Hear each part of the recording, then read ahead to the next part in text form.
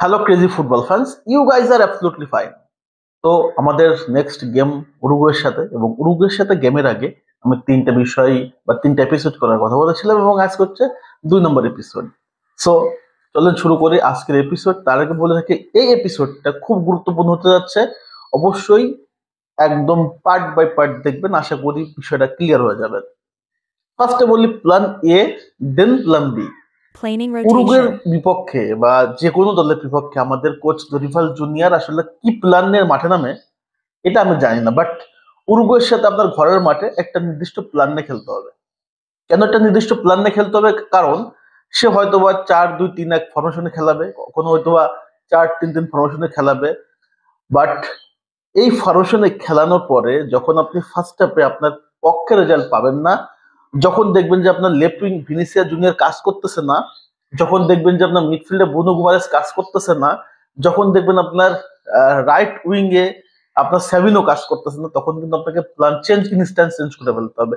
ভিনিকে আর পর্যাপ্ত সুযোগ দেওয়ার কোনো সুযোগ নাই। প্ল্যান এটাকে সেম ভাবে ফার্স্ট হাফের পরে প্ল্যান বি তে রূপান্তর করতে হবে। হয় ভিনিকে উঠায় ফেলতে হবে, সাবিনোকে উঠায় ফেলতে হবে, মিডফিল্ড চেঞ্জ করতে হবে। যদি দেখেন ডিফেন্সে সমস্যা হচ্ছে, মার্কিনোস চেঞ্জ করে ফেলতে হবে। তার মানে হচ্ছে আপনাকে প্ল্যান এ সাজানোর পরে প্ল্যান বি জন্য প্রস্তুত থাকতে হবে। অনেক সময় আমরা দেখি যে ভিনিসিয়াস জুনিয়র খারাপ খেললেও কন্টিনিউ করা হয়, মার্কিনোস খারাপ খেললেও কন্টিনিউ করা হচ্ছে, বা মিডফিল্ডে কন্টিনিউ করা হচ্ছে। তো এই জিনিসটা থেকে বেরিয়ে আসতে হবে, কারণ আপনাকে চ্যালেঞ্জ নিতে হবে। আপনি একটা কোচ, আপনি এখন বিশ্বকাপ খেলতেছেন না, আপনি বাছাই পর্ব খেলতেছেন বিশ্বকাপ খেলার জন্য। সো অবশ্যই এই গেম থেকে কিন্তু আপনাকে চ্যালেঞ্জ নিতে হবে। এই চ্যালেঞ্জ গুলো আপনি যত দ্রুত নিতে পারবেন, তত আপনার এনার্জি বাড়বে এবং প্রতিপক্ষকে আপনি একটা থ্রেট ক্রিয়েট করতে পারবেন, এবং আপনার দলটা আক্রমণাত্মক একটা ভাবে চলে আসবে, এবং প্রত্যেকটা প্লেয়ারের দলের প্রতি একটা আন্তরিকতা চলে আসবে। কারণ কি, খারাপ খেললে আমাকে উঠে যেতে হবে। কোনো প্লেয়ার হ্যাডাম থাকবে না যে আমি খেলবই, আমি 90 মিনিটে থাকবো, ভালো খেলিয়া খারাপ খেলি, ভিনিসিয়াস জুনিয়র এমন থাকবে না। আপনাকে প্ল্যান এর সাথে প্ল্যান বি রেডি করে রাখতে হবে, বিকজ উরুগুয়ে কিন্তু খুব আক্রমণাত্মক ফুটবল খেলে। আমরা গতকালকে দেখতে পাচ্ছি কলম্বিয়ার এগেইনস্টে তারা 1-0 বিজেছিল ফার্স্ট হাফে, সেকেন্ড হাফে তারা 2-1 করে, এবং 90 মিনিটের পরে কলম্বিয়া একটা গোল শুট করে, 2-2 করে, এবং শেষ সময় উগার্তের গোলে তারা ম্যাচ জিতে বেরোয় যায়। অর্থাৎ তাদের প্ল্যান ছিল তারা ম্যাচটা বের করে নিয়ে আসবে। দ্যাটস ওয়াই এই প্ল্যানটা তাদের সাকসেস হয়েছে। মার্সেলো বিয়েলসা সাকসেস হয়েছে এই কলম্বিয়ার মতো একটা দুর্ধর্ষ টিমটাকে, যে টিমে হামেস রদ্রিগেজ, তারপরে হচ্ছে লুইস দিয়াজের মতো প্লেয়ার রয়েছে, তাদেরকে হারাই দিছে। সো রিয়েলি মানে একটা ডিফারেন্ট একটা আসলে কম্বিনেশন, ডিফারেন্ট একটা গেম কিন্তু গতকালকে খেলছে উরুগুয়ে। এবং এই সেন্স থেকে ব্রাজিলকে অবশ্যই plan A plus plan B অবলিক সাজা রাখতে হবে। এখন আসেন উরুগুয়ে আপনাকে থ্রেট তৈরি করবে, কারণ উরুগুয়ের কিছু প্লেয়ার আছে মিডফিল্ডে, উগার্তের কথা বলতে হবে। এবং নাম্বার 9 হচ্ছে ডোরন নুনেজ, ভয়ঙ্কর লেভেলের প্লেয়ার, অনেক গোল মিস করে, কিন্তু ভাই ওর দিনে ও যে কত ভয়ঙ্কর সেটা ফুটবল বিশ্ব জানে। তো এই প্লেয়ারদের আটকানোর জন্য আপনাকে অবশ্যই ডিফেন্স লাইন শক্ত রাখতে হবে। এখন আসেন ভাই, শুধু কি ডিফেন্সই করবেন? আপনি কি আক্রমণ করবেন না? আপনাকে আক্রমণে যেতে হবে।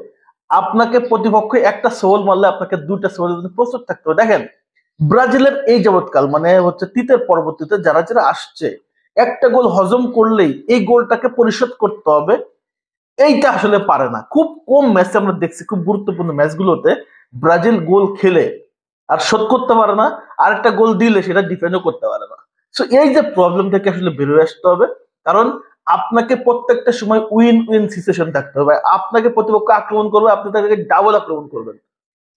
এই যে গেম স্ট্র্যাটেজি, গেম অ্যাওয়ারনেস, ফুটবলাররা ভিতরে ঢুকানোর আগে কোর্সের মাথায় ঢুকতে হবে। কোর্সের মাথায় ঢুকতে হবে যে আমাকে এই স্ট্র্যাটেজি থেকে বেরোয় আসতে হবে, আমাকে গেম প্ল্যানটা চেঞ্জ করতে হবে, আমাকে আসলে সর্বোপরি অ্যাজ এ ব্রাজিল কোচ আমি আমি যে কোনো দলকে ডমিনেট করব। আমি আসলে একটা গোল দিলে ওই গোল তো আসলে খাবোই না, এক্সট্রা আরো গোল দিব। আর প্রতিপক্ষ যদি ভুলেও একটা গোল দিয়ে দেয়, এখান থেকে আমি খুব দ্রুত গোল পরিশোধ করে আবার লিডে যাব। মানে এই যে একটা মানে ব্রড মাইন্ড বা একটা আক্রমণাত্মক চিন্তা ভাবনা, এইরকম চিন্তা ভাবনা না আসলে আধুনিক ফুটবলে, ইউরোপের গতিশীল ফুটবলের কাছে আপনি টিকতে পারবেন না। সো কোচের এই যে উরুগুয়ের সাথে খেলার আগে উরুগুয়ের স্ট্র্যাটেজি বুঝতে হবে, উরুগুয়েকে ঘরের মাঠে আপনি আতিথ্যত দিচ্ছেন। এখানে ঘরের মাঠে হারলে কিন্তু অবশ্যই এটা ঘাবলা আছে, পাশাপাশি পয়েন্ট টেবিলে একটা ঘাবলা আছে। সবকিছু যদি দেখেন তাহলে এই ম্যাচে আপনাকে কখনো হেরে গেলে চলবে না।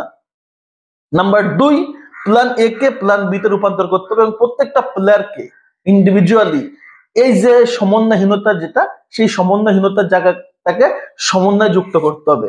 যে কোনো দলই ব্রাজিলের কাছে ধরাশয়ী হবে যদি সঠিক একটা পরিকল্পনা এবং সঠিক আত্মবিশ্বাস এবং অবশ্যই আক্রমণাত্মক ফুটবল ব্রাজিল খেলে।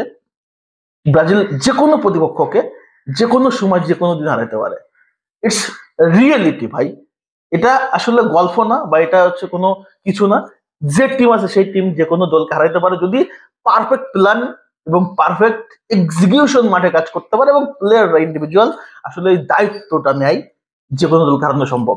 সো এটা হচ্ছে এপিসোড 2, উরুগুয়ের এগনেস্টে আসলে ব্রাজিল কেমন খেলতে পারে আক্রমণাত্মক ফুটবলের এগনেস্টে। অবশ্যই আমি যে আলোচনাগুলো করছি এটা আসলে সঠিক বা গ্রহণযোগ্য কিনা আপনার কাছে অবশ্যই কমেন্টস করবেন। আমার ভিডিও যদি ভালো লেগে থাকে অবশ্যই ফলো করবেন, ফেসবুক থেকে দেখলে ফলো করবেন, ইউটিউব থেকে দেখলে সাবস্ক্রাইব করতে ভুলবেন না। সবাই ধন্যবাদ জানাচ্ছি।